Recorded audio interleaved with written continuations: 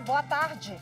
O Dia da Visibilidade Trans foi celebrado no último sábado, mas todos os dias é sempre importante a gente frisar que não só a data, como diariamente é importante chamar a atenção da sociedade para essa parcela da população que ainda é vítima de preconceito. A Justiça, por sua vez, tem dado decisões importantes, como o enquadramento da homofobia e a transfobia como crime de racismo.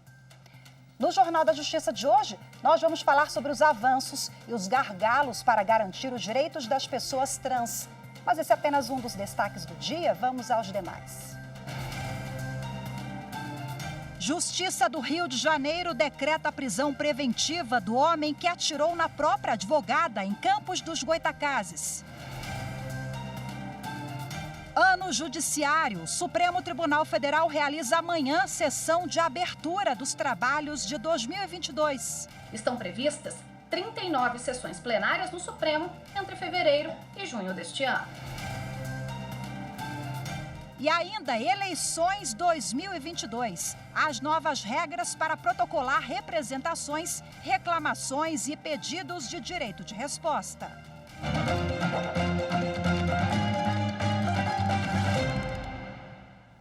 O Supremo Tribunal Federal realiza amanhã a sessão solene de abertura do ano judiciário. Por causa do aumento de casos de contaminação pela Covid-19 e pela gripe no Distrito Federal, a cerimônia vai ser realizada por videoconferência.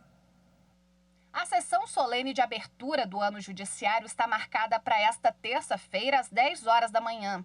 Como medida de segurança sanitária por causa do agravamento da situação da Covid-19, registrado no último mês, o Supremo Tribunal Federal decidiu retomar o formato telepresencial. E até o fim de fevereiro, todos os julgamentos no plenário e nas turmas vão ser realizados de forma remota. Nas demais competências do STF, caso vejam a necessidade de realizar encontros presenciais, os presidentes das turmas têm autonomia de adotar novos critérios. O mesmo ocorre com as audiências públicas, que poderão ser conduzidas no formato de acordo com as determinações do ministro relator. Estão previstas 39 sessões plenárias no Supremo entre fevereiro e junho deste ano. Na primeira sessão do ano, será retomada a análise dos embargos de declaração na DPF 635, sobre as restrições impostas à realização de operações policiais em comunidades do Rio de Janeiro durante a pandemia da Covid-19. Ao longo do semestre, os ministros também vão julgar o referendo da decisão provisória que determinou a exigência de comprovante de vacina para quem vem do exterior. O plenário vai analisar ainda a liminar que suspendeu regras de uma portaria do Ministério do Trabalho e Previdência que proíbe empresas de exigirem comprovante de vacinação na contratação ou na manutenção do emprego. Entre os destaques estão o debate sobre a possibilidade de licença maternidade de 180 dias a servidores públicos que sejam pais solteiros e se um tribunal de segunda instância pode determinar a realização de novo júri caso a absolvição do réu tenha ocorrido em suposta contrariedade a provas apresentadas no processo. E as demais cortes superiores também vão realizar a sessão de abertura do ano judiciário. A sessão do Superior Tribunal Militar será às 9 horas da manhã. Já a do Tribunal Superior Eleitoral, à 1h30 da tarde. E a do Superior Tribunal de Justiça, às 2 horas da tarde. Amanhã, transmissão ao vivo aqui na TV Justiça também, com a abertura do ano judiciário. Bom, e a ministra Carmen Lúcia do Supremo Tribunal Federal julgou inviável os pedidos de habeas corpus de 2 seguranças denunciados por tortura. Eles pretendiam anular as ações penais a que respondem na Justiça Mineira. As informações da decisão com a consultora jurídica da TV Justiça, Gisele Reis. A ministra Carmen Lúcia negou o pedido de arquivamento de uma ação penal envolvendo 2 seguranças acusados de tortura. Os fatos aconteceram em Contagem, Minas Gerais, no ano de 2018. De acordo com a denúncia, um jovem suspeito de furtar um celular foi torturado e, em decorrência da violência física extrema, morreu por asfixia mecânica. A acusação envolve 5 pessoas. 2 policiais militares que trabalhavam na segurança privada do local foram denunciados por homicídio qualificado. E 3 seguranças foram acusados de tortura. A ministra do STF considerou que a acusação apresentada pelo Ministério Público preenche os requisitos previstos no Código de Processo Penal permite a compreensão dos fatos e possibilita o amplo exercício da defesa e do contraditório. Com esse entendimento, ela entendeu que não há fundamento jurídico que autorize a anulação da ação penal. Os seguranças já recorreram da decisão. O Superior Tribunal de Justiça manteve medidas cautelares contra policiais civis acusados de integrar uma organização criminosa no Ceará. No exercício da presidência, o vice-presidente do STJ, ministro Jorge Mussi, indeferiu pedidos liminares formulados por 3 policiais civis para que fossem revogadas medidas cautelares de afastamento funcional, comparecimento mensal em juízo, proibição de sair da comarca e recolhimento domiciliar noturno. Os policiais foram denunciados por diversos crimes, tendo em comum as acusações de tortura e participação em organização criminosa. Alguns dos acusados também respondem por tráfico de drogas, peculato, falso testemunho e fraude processual. O grupo foi desarticulado em 2017 pela Operação Vereda Sombria, deflagrada pela Polícia Federal. De acordo com o Ministério Público do Ceará, os inspetores escolhiam pessoas envolvidas com o tráfico para torturá-las e extorquí-las, e assim conseguiam realizar grandes apreensões de drogas, que traziam notoriedade aos delegados e, ao mesmo tempo, apropriavam-se de dinheiro, armas e drogas que eram revendidas depois pelos agentes. Os habeas corpus impetrados no Tribunal de Justiça do Ceará foram concedidos para revogar o monitoramento eletrônico dos 3 denunciados, mas a Corte manteve as demais medidas cautelares. No recurso dirigido ao STJ, as defesas alegaram ausência de fundamentação e contemporaneidade, mas, segundo o ministro Jorge Mussi, os pedidos dos policiais não se enquadram nas hipóteses previstas para a concessão de tutela de urgência durante o plantão judiciário. Além disso, segundo o ministro, o TJ do Ceará apontou que os acusados continuavam atuando ou tendo influência nos respectivos órgãos, circunstância que oferecia perigo real ao cumprimento da lei penal. O mérito dos recursos será analisado pela 6ª turma, sob a relatoria do ministro Rogério Schietti Cruz. A Justiça condenou o estado da Bahia a indenizar um homem que foi preso e espancado por policiais militares. O governo baiano terá de pagar R$100 mil de indenização.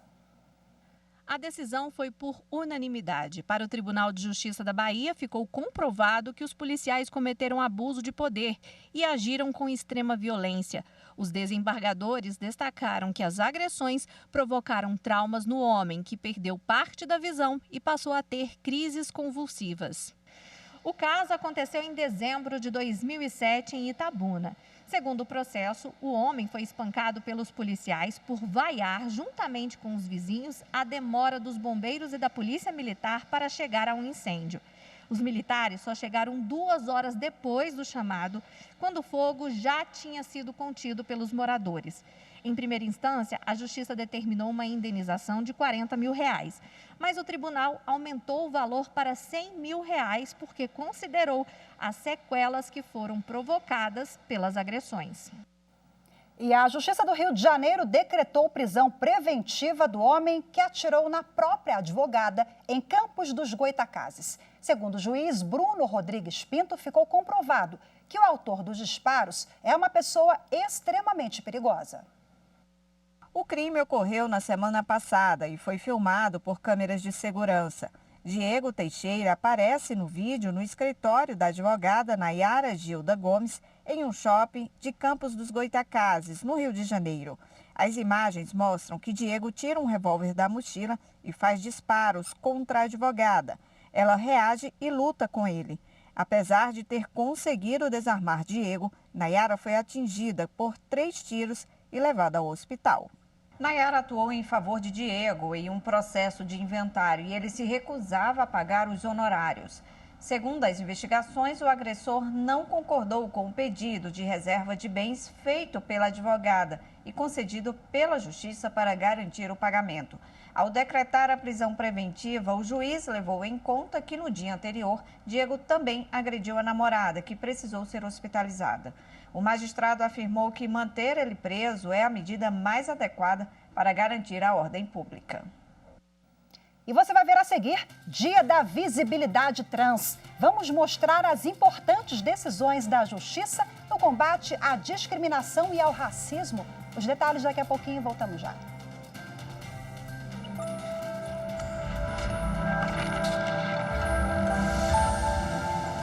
Como cidadã, a Constituição Federal é, para mim, a garantia de igualdade perante todos os outros brasileiros. Já como advogada trabalhista, a Constituição Federal é, para mim, a minha melhor conselheira. É a certeza que eu estou trazendo para a vida dos meus clientes a justiça social, que ela tanto defende e eu tanto acredito.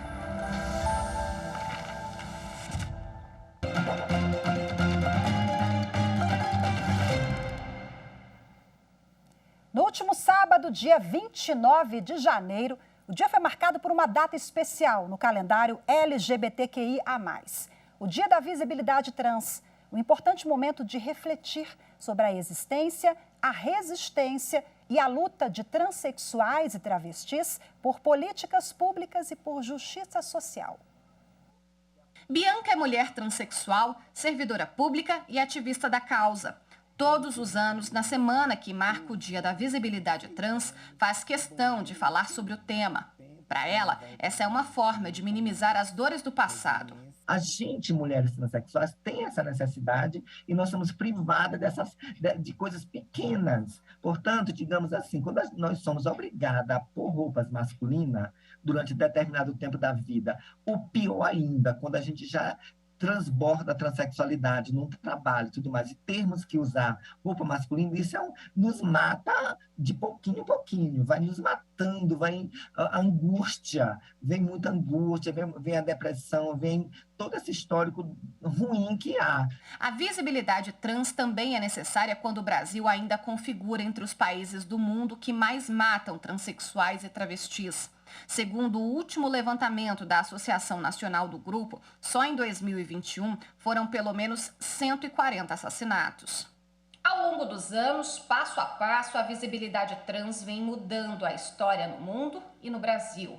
Em 2018, a Organização Mundial de Saúde retirou a transexualidade da lista de doenças.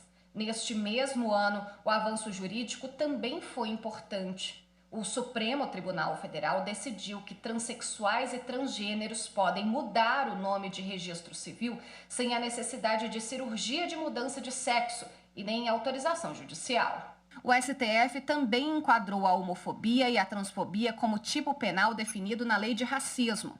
A legislação prevê prisão de 1 a 3 anos por discriminação ou preconceito por orientação sexual e identidade de gênero. Por causa do Supremo, o país passou a ser o 43º do mundo a criminalizar a homotransfobia. Em decisão individual, o ministro Luiz Roberto Barroso determinou que mulheres transexuais presas sejam transferidas para presídios femininos. Segundo Barroso, elas também no contexto carcerário estão expostas a situações de violência que colocam em risco a integridade física e psíquica. O caso ainda será analisado pelo colegiado no plenário da Corte. Todas essas mudanças para Bianca são fundamentais na construção de um país mais justo. Ela destaca ainda que a cada dia da visibilidade trans é preciso falar ainda mais sobre respeito e conscientização. Que as pessoas se conscientizem que a orientação sexual das pessoas, a identidade de gênero da pessoa é uma coisa particular, que não influencia em nada na vivência. Se João virou Maria, o que isso vai abalar em você? Eu vejo dessa forma. Portanto, é mais respeito e tentar buscar essa conscientização que nós somos seres humanos. Bom, a gente continua a falar sobre a importância dessa conscientização, conversando agora ao vivo pela internet com a advogada Maria Eduarda Aguiar da Silva. Olá, seja muito bem-vinda. Antes, eu quero só fazer uma ressalva aqui que a Maria Eduarda foi a segunda mulher trans a ocupar a Suprema Corte, aqui a fazer uma sustentação oral na mais alta corte do país. Isso foi em fevereiro de 2019, fazendo história, né, Maria Eduarda? E na ocasião você falou, olha, é o grito das excluídas. Conta pra gente um pouquinho os principais avanços na sua avaliação ao longo desses anos em relação a direitos e garantias, o que a gente precisa avançar? Boa tarde, né, a todos, todas. Obrigada pelo convite. Eu queria pontuar, né, que, para quem não conhece, o dia 29 de janeiro, ele é considerado o Dia da Visibilidade Trans, porque foi no dia 29 de janeiro de 2004 que nós tivemos a primeira campanha de cidadania para a população trans no país, que foi a campanha Travesti e Respeito. Então, a partir dessa campanha, as travestis e as mulheres trans tiveram um acesso à cidadania dentro do ambiente de saúde, porque antes ocorria muito desrespeito com o seu nome social e com a sua identidade de gênero. Ainda ocorre algumas questões pontuais, mas hoje nós temos assegurado no Sistema Único de Saúde o direito ao respeito às nossas identidades. E aí isso gerou alguns decretos de nome social, e o nome social ele é importante, foi importante, porque ele precedeu, né, a questão da retificação civil, a possibilidade que foi aberta pelo CNJ através do provimento 73 de 2018, após o julgamento do STF, que entendeu que nós não precisaríamos mais de laudo pericial e nem de cirurgias, porque, infelizmente, ainda exigiam que uma outra pessoa, um médico, atestasse que nós éramos transexuais para ter direito à retificação do prenome e do gênero na nossa certidão. A criminalização da LGBTfobia foi extremamente importante, porque ela confere o direito e uma mensagem social de que a transfobia não será tolerada e que a transfobia não pode ser utilizada de forma recreativa pela sociedade, porque todos têm direito à dignidade humana.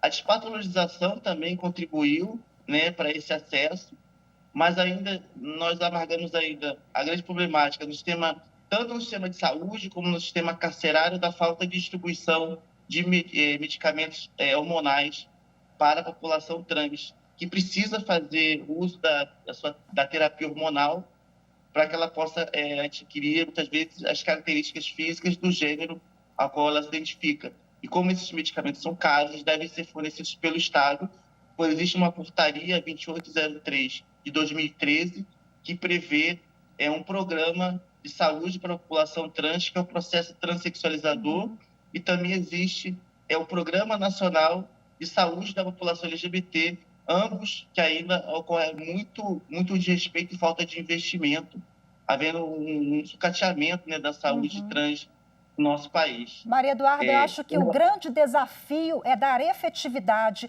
a essas políticas que já existem, né?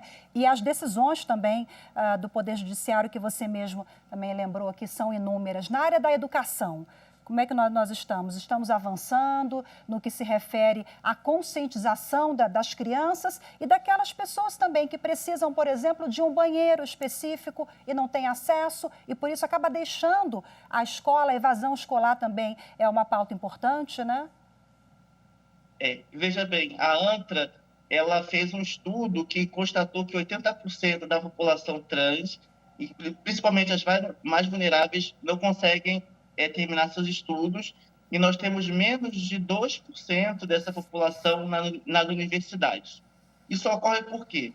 Porque a maioria das escolas, sejam públicas ou privadas, elas desrespeitam a Resolução 12 do Conselho Nacional de Combate à Discriminação e a Resolução do MEC, que prevê que é direito da pessoa trans no ambiente escolar, tanto em universidades quanto no ensino médio e ensino básico, ter acesso ao banheiro público de acordo com seu gênero e ter acesso ao nome social, tanto na ficha de chamada, no tratamento nominal, nas fichas de prova.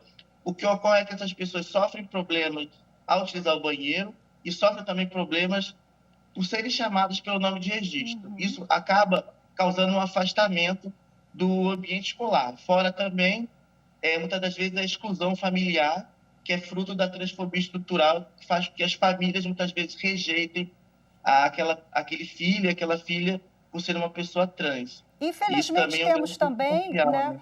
Perdão te interromper, Maria Eduarda, só para a gente conseguir concluir aqui, falar um pouquinho sobre tudo, temos também a violência da sociedade, a violência no dia a dia, porque o Brasil ele lidera o ranking mundial de violência contra transgêneros. Os dados são assustadores, eu queria que você falasse para a gente fechar agora a entrevista, o que a sociedade, nós, o que a gente pode fazer para mudar essa realidade? Nós precisamos sempre estar debatendo sobre a necessidade de respeito, de entendimento sobre as questões das pessoas trans. É preciso entender que hoje cometer tipo de violência à pessoa trans é um crime, não só por ser um crime, mas é uma questão de respeito ao outro ser humano. Nós lideramos realmente, infelizmente, e os dados que são apresentados pela ANTRA, eu acredito que sejam maiores, porque a gente ainda vive a subnotificação, ou seja, a polícia ainda não preenche corretamente os dados no sistema para que a gente possa ter os dados reais que ocorrem. Os dados que a ANTRA busca são válidos, mas nós sabemos que eles são muito maiores, porque a subnotificação, quando são feitos registros da pessoa trans, sem utilizar o nome social dela e sem constar a identidade de gênero. Então, é uma mulher trans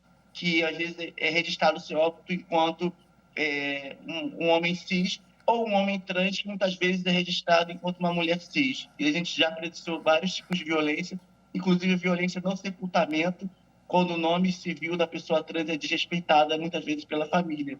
Meu Deus. Então, são questões realmente sociais que a gente precisa trabalhar. A gente tem uma longa caminhada pela frente, né? Que bom que estamos a passos lentos conseguindo mudar esse cenário, mas bem devagarzinho, ainda falta muito, né? Maria Eduarda Aguiar, advogada, você fala muito da ANTRA. A ANTRA, gente, é a Associação Nacional de Transgêneros, que tem um trabalho excelente aí no que diz respeito também à conscientização e informação, né, Maria Eduarda? Então, a ANTRA... Vou deixar um recado? Por favor, rapidinho. Quem quiser saber mais sobre os relatórios da ANTRA, pode entrar na página antra.org.br. Lá tem todos os dossiês ano a ano que a ANTRA desenvolveu, né? E também, quem quiser saber um pouco mais sobre empregabilidade e empreendedorismo, procure as nossas redes. A gente tem a página no Facebook, Grupo Pela Vida, com 2Ds, RJ. Nós temos trabalhado muito a questão também da empregabilidade e geração de renda para a população trans. Maravilha, Maria Eduarda, dado o recado, ANTRA, Associação Nacional de Transgêneros. Boa tarde para você, até a próxima. Obrigada. Boa tarde, obrigado. E você vai ver no próximo bloco Eleições 2022. As novas regras para protocolar representações, reclamações e pedidos de direito de resposta. A gente volta já já.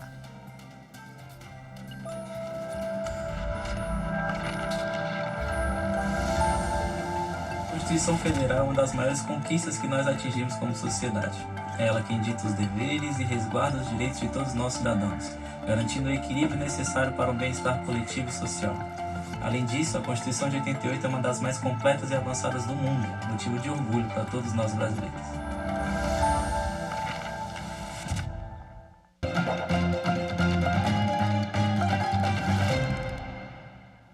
Representações, reclamações e pedidos de direito de resposta só poderão ser protocolados por partidos políticos, coligações, federações partidárias e candidatos. Veja agora as principais novidades sobre o assunto para as eleições 2022, na reportagem de Henrique Amaral. Para fazer a regra das eleições 2022, que trata sobre representações, reclamações e pedidos de direito de resposta, o Tribunal Superior Eleitoral realizou uma audiência pública. Após o debate, o TSE decidiu fazer algumas mudanças para a votação deste ano. Ao apresentar ações desse tipo, advogados e Ministério Público devem identificar as partes envolvidas e informar os endereços para citação. Os partidos que formam as coligações ou federações também devem ser identificados nos processos. Para este ano, também vai ser possível anexar imagens, áudios e vídeos de propagandas impugnadas. No caso de postagens na internet, a decisão deve indicar um prazo adequado para a remoção do conteúdo, sempre maior que 24 horas. A sentença também precisa ter um endereço eletrônico da postagem.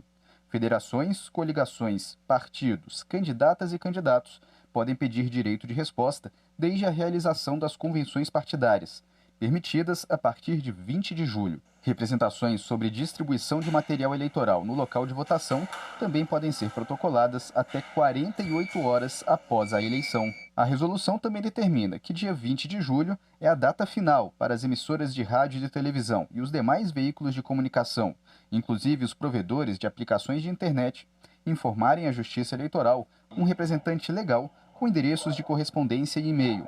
Também deve ser indicado um número de celular que tem aplicativo de mensagens instantâneas. Você pode conferir a íntegra da resolução no site tse.jus.br.